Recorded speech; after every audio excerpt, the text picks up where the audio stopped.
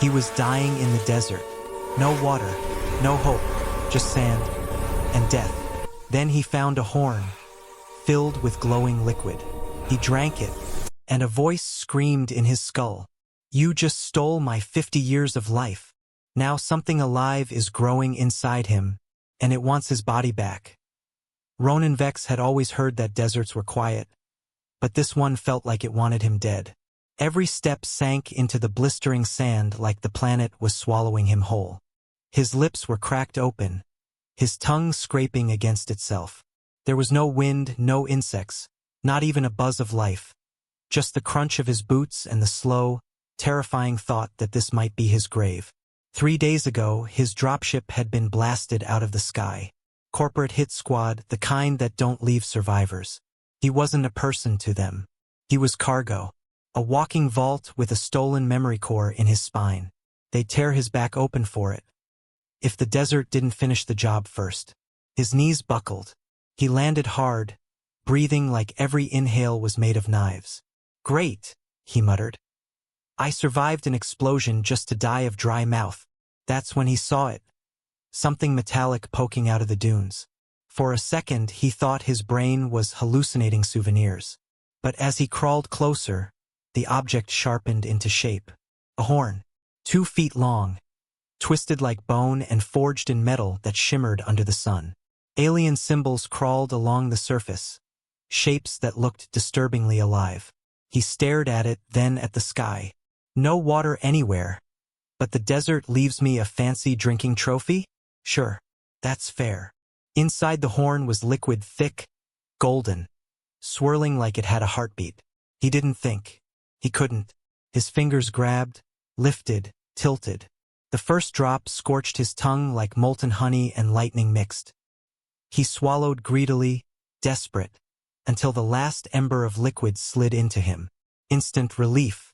His skin tightened, wounds sealed shut, pain evaporated. He gasped, stood, alive, stronger. Then, a raspy voice exploded inside his skull, vicious and furious. "You stole my 50 years of life." Ronan spun around, heart punching his ribs, and froze. A tall, blue-skinned warrior woman stood there, spear raised, eyes glowing with rage. Her armor looked like living bone. One broken horn jutted from her forehead, the exact match to the one in his hand. She hissed, stepping closer like a predator. "Human, return what you've taken, or your borrowed years end right now." Ronan didn't breathe. The spear's tip hovered inches from his chest, crackling with a strange violet current. The alien woman's voice was low and lethal. "Give me back my years." He swallowed. How? I don't have a refund policy on mystery drinks." Her glare said humor was not appreciated. She circled him like she was choosing which organ to remove first. "That horn contained my heart symbiont, the essence that kept me alive," she growled. "You drained it. Now my body dies, while yours thrives." "So I'm sorry?" Ronan offered weakly. "Gift card in exchange?" She stepped closer, face inches from his. "Every breath you take now belongs to me." Before he could answer, she tapped his chest with her palm. And Ronan felt it. Another heartbeat beneath his own. A hot pulse spreading under his ribs like someone had stitched a second engine into him. He stumbled back. "What did you just do?" "The bond," she said. "Our lives are connected. If you die, I die. If I die," she tilted her head, considering him, "you explode from the inside, very painfully." "Great. Soulmates with a body count," he muttered. Her name, she finally shared, was Valera, last of a warrior royalty hunted to extinction. Her people once controlled something powerful. Something corporations would kill galaxies to own. Now it was inside Ronan. "This isn't my fault," he argued, hands up. "I didn't exactly see a label saying caution. Do not chug alien immortality." Before Valera could respond, the desert wind broke. A high-pitched whine vibrated through the sand. Ronan knew that sound. Corporate reconnaissance drones. Sleek, black, and heartless. He'd prayed they'd lost his trail. No such luck. 3 drones burst over the ridge, spotlights slicing the dusk. Ronan dove as plasma blasts scorched the ground behind him. Valera moved like lightning, leaping, twisting, ripping a drone in half with her bare hands. But when she landed, her knees buckled.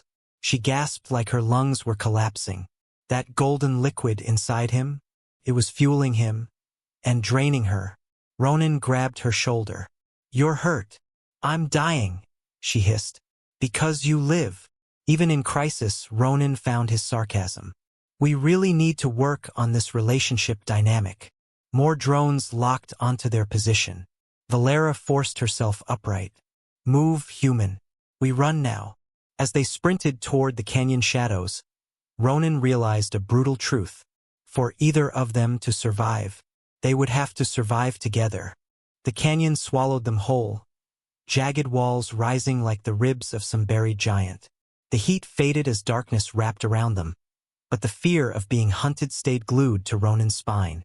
Valera limped beside him, breath uneven. Her strength was vanishing fast, the symbiont inside Ronan feeding him while starving her. She tried to walk tall, chin high, but every few steps her hand pressed to her chest. He noticed. She hated that he noticed. "You don't have to pretend to be invincible," he said. She shot him a look sharp enough to cut stone. "I am invincible." Temporarily inconvenienced. Ronan couldn't help a weak grin. "Right, my bad. A queen's ego has dietary restrictions." She blinked. "Queen, you give off royalty vibes," he said with a shrug. The "I could murder you elegantly" kind. For the first time since he'd met her, her lips twitched, something close to a smile. The canyon opened wider ahead, revealing a sight that froze both of them mid-step. A colossal structure carved directly into the rock, the entrance shaped like a monstrous skull, fangs forming an archway. Pillars inside glowed faint silver. Statues lined the walls.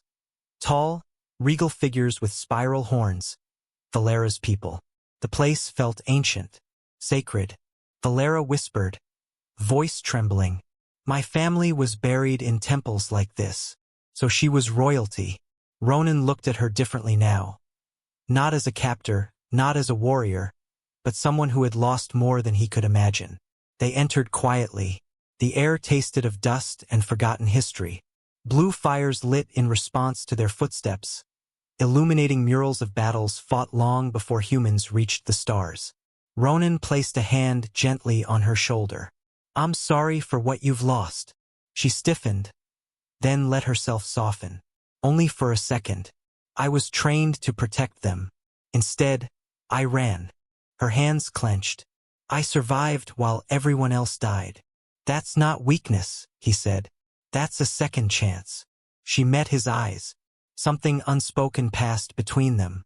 Something dangerous and grounding. Then the symbiont reacted. Golden energy pulsed through Ronan's veins. Symbols on the walls ignited one by one, like they recognized him.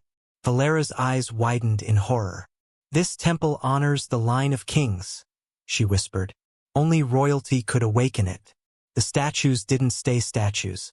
Stone cracked, joints shifted, eyes burned to life. Ronan inhaled sharply. "Oh, awesome," he muttered. "Zombie robot royalty. Just what today needed." Valera stepped in front of him, blade drawn. "They think you're a usurper," she warned.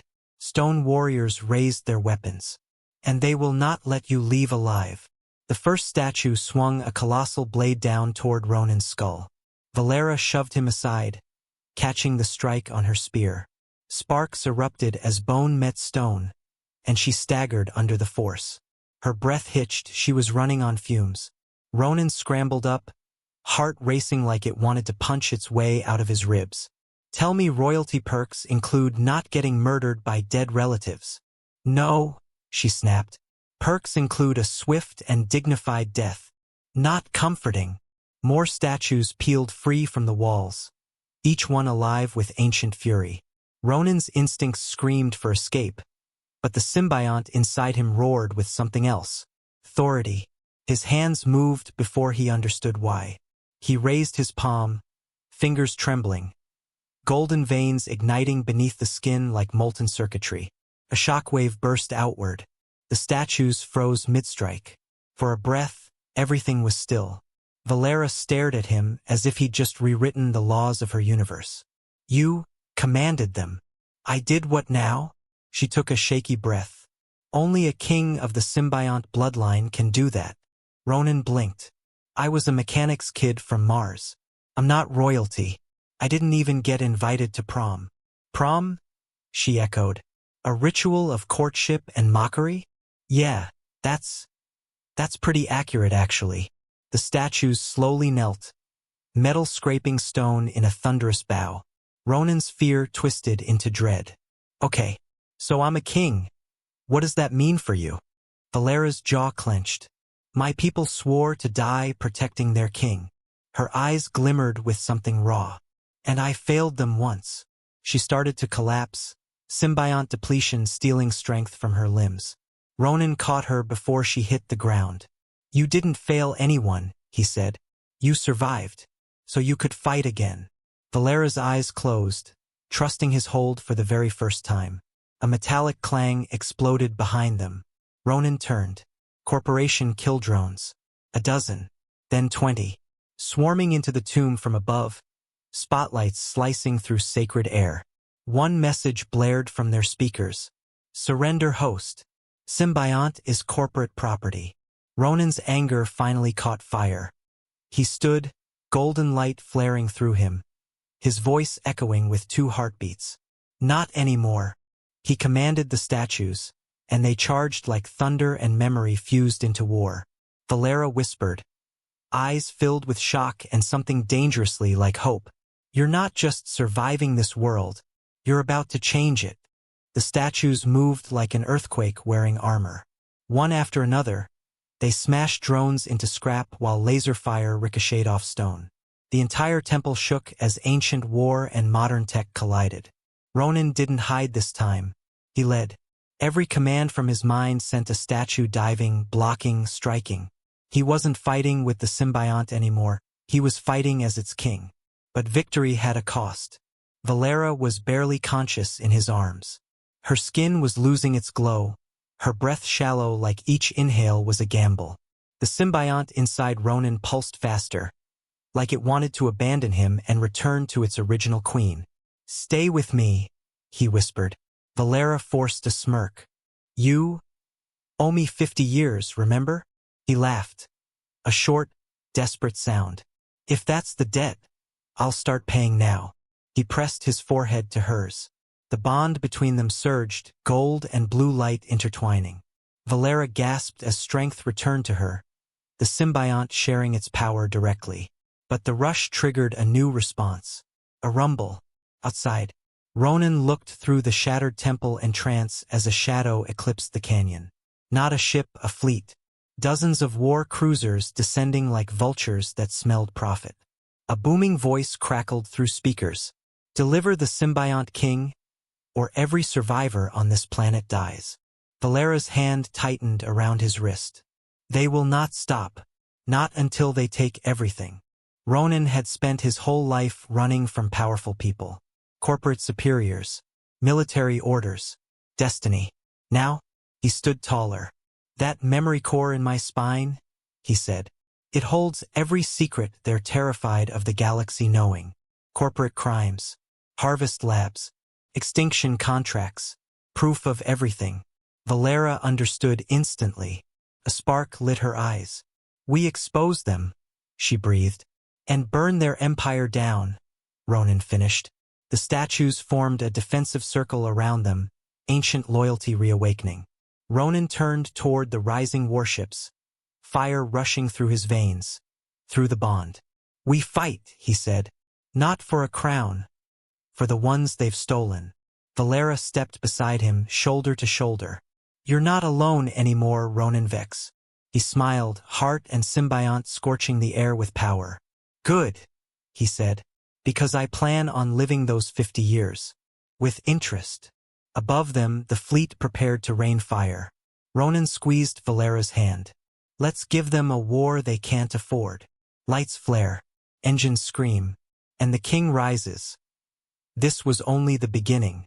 The desert gave him borrowed life, and a war that will define the stars. If you want part 2, comment 50 more years, because the Symbiont King isn't done yet. Subscribe and don't miss the next chapter of this epic story.